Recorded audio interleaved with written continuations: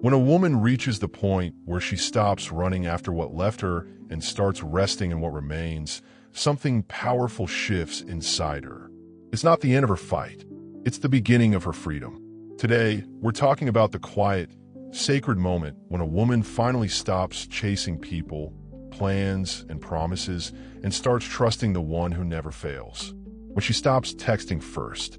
When she stops forcing doors open. When she stops begging for what God already removed. When the only thing she's holding on to is faith. What you're experiencing isn't rejection, and it isn't failure. It is divine protection. Stay with me, because this message is your confirmation. Your stillness is not surrender. Your silence is strategic. Your waiting is warfare against every lie that says you're not enough. Let's begin. 1. When she stops chasing, God starts arranging. There are moments in a woman's life when God asks her to be still. Not to punish her, but to position her. When a relationship ends and she doesn't chase it. When the opportunity closes and she doesn't force it. When people walk away and she doesn't run after them. She enters a sacred place because stopping the chase is often the setup for God's plan. David said in Psalm 46 verse 10, "Be still and know that I am God." That's a revelation every wise woman discovers. When she stops moving in her own strength, God moves on her behalf. He's not impressed by her desperation. He responds to her trust. He lets people leave, so she finally sees who is sent. He closes doors she keeps knocking on, so she'll notice the one he already opened. This is not loss. It is redirection. Jesus didn't chase Judas. He didn't beg the rich young ruler to stay. He didn't force anyone to follow him. And so it is with her. The woman God is preparing must learn that what's meant for her won't miss her, and what missed her was never meant for her. 2. When she stops proving herself, she finds her peace. A woman who constantly has to prove her worth will never experience rest.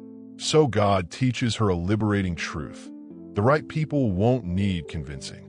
She stops explaining herself to people who are determined to misunderstand her.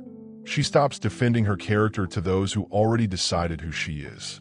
She stops performing for applause that will never come. And in that stillness, something sacred awakens. She discovers her identity again, not as someone who has to earn love, but as someone who is already loved. Not as someone who has to fight for a seat, but as someone who was invited to the table before she was born. She is not begging for acceptance. She is walking in approval. Galatians 1 verse 10 says, "Am I now trying to win the approval of human beings or of God? If I were still trying to please people, I would not be a servant of Christ." She learns that God's opinion is the only one that defines her. She is not too much. She is not too little. She is exactly who He created her to be. 3. God removes what distracts to reveal what matters. Many women hold on to things because they're familiar, not because they're fulfilling. So God removes them, not to hurt her, but to heal her. He takes away the relationship that was draining her. He ends the season that was confusing her. He closes the chapter that was delaying her. And though it hurts, it is actually mercy. Proverbs 3 verses 5 to 6 says, "Trust in the Lord with all your heart and lean not on your own understanding. In all your ways submit to Him, and He will make your paths straight." When God removes something, it's not a mistake. It's a makeover. He's clearing the clutter so she can see the clarity. He's removing the noise so she can hear His voice. The things He takes weren't meant to stay. They were meant to teach. When she finally lets go, she discovers that what she lost was blocking what she needed. 4. Her waiting isn't wasted, it's worship. Waiting is one of the hardest postures for a woman of action. But waiting is not passive. Waiting is powerful. Look at Elizabeth in Luke 1. She waited years for a promise. Silent years. Painful years. Misunderstood years. But her waiting wasn't wasted. It was preparation. When her miracle finally came, it came with purpose. She didn't just have a baby. She birthed a prophet. Isaiah 40 verse 31 says, "Those who wait on the Lord shall renew their strength. They shall mount up with wings like eagles." Her waiting is worship.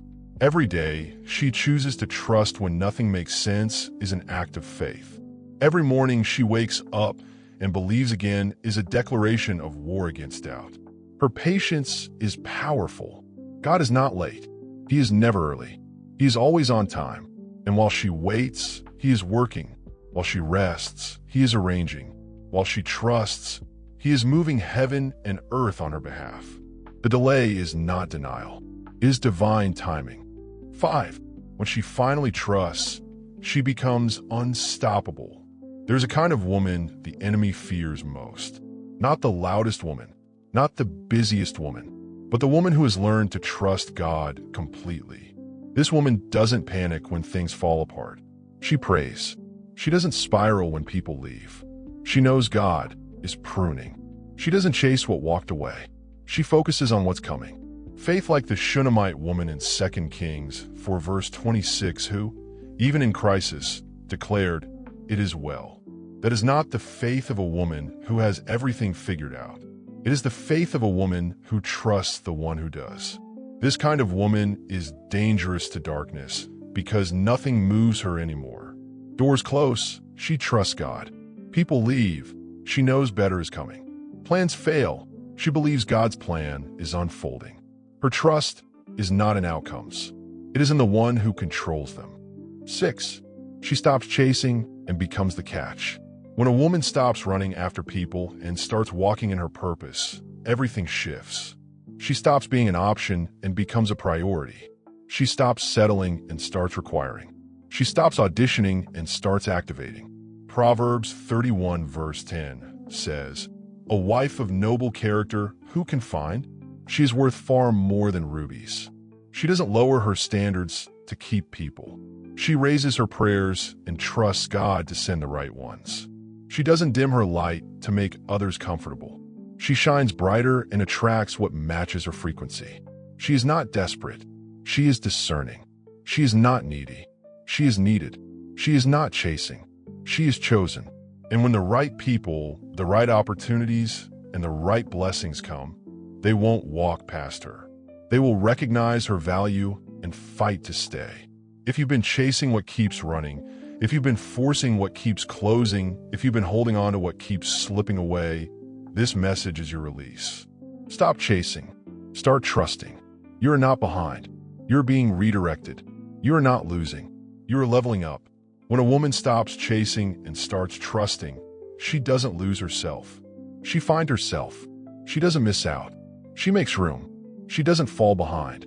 She falls into alignment. And when God finally releases what He's been preparing for her, she won't have to chase it. It will chase her. If this word touched your spirit, type this boldly in the comments. I'm done chasing. I'm through stingu. And if this message blessed you, remember to like, subscribe, and share so others can be strengthened by the Word of God. God bless you.